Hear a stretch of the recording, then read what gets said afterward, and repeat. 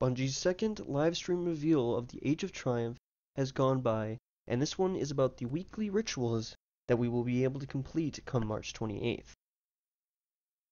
So the first thing you'll do when you get in on March 28th is there will be a new quest from the speaker. The quest will take you through all the weekly things to do. So the first thing that you're going to see once you get to the directory is you're going to see the new weekly raid. Like last week, all the challenge modes are active, and it's going to be a different raid every week. First week is Crota. Second thing you'll see, Prison of Elders, it's back. The only thing they did was upped it to 390. That's it. You get a little extra marks for completing it. Yippee. Next thing is the Nightfall. Nothing's really changed with the Nightfall either. 380 modifiers. But there is one new modifier. This modifier is called Daybreak.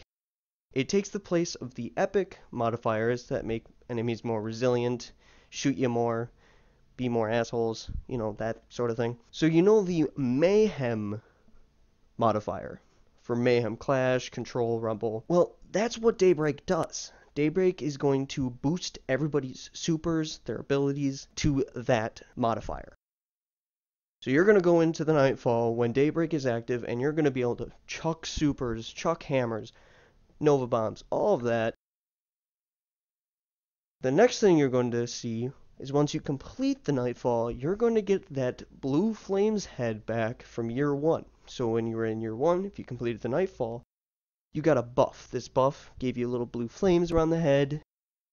And for that week, you would get increased XP, increased reputation, and it was all dandy and all that. And you got to look cool with your blue flames on your head. The Heroic Strikes, they're still there. Nothing changed there. Same loot. They're 350. Modifiers, nothing. But the daily story missions that give you 15 marks, they're gone now. Instead, you're going to see a story mission playlist. This story mission playlist has modifiers, and it's going to play only certain story missions from, say, Mars and Venus, or Dark Below and House of Wolves, or Taken King, or Dreadnought missions. And it'll just be random missions with random modifiers every week.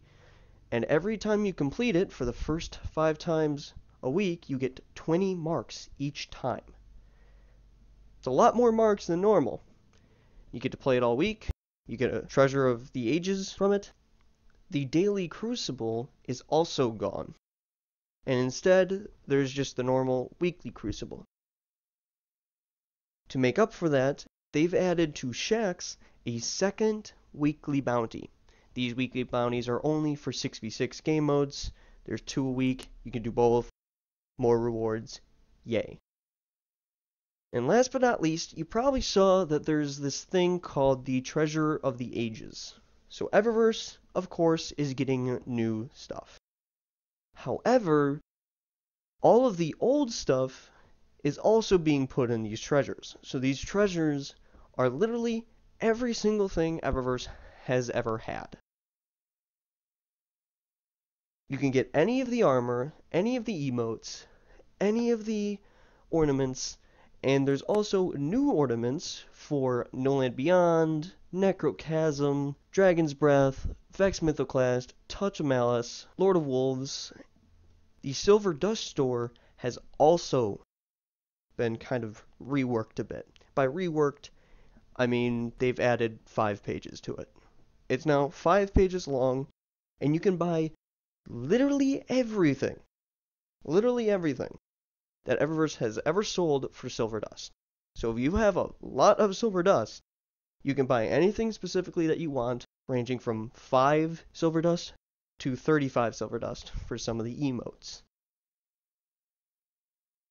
And that is it for the Age of Triumph weekly rituals and some Eververse stuff. So if you like what you heard, a like and a subscribe would be very much appreciated. And if you want to see more, you can hit that bell. And thank you very much for watching.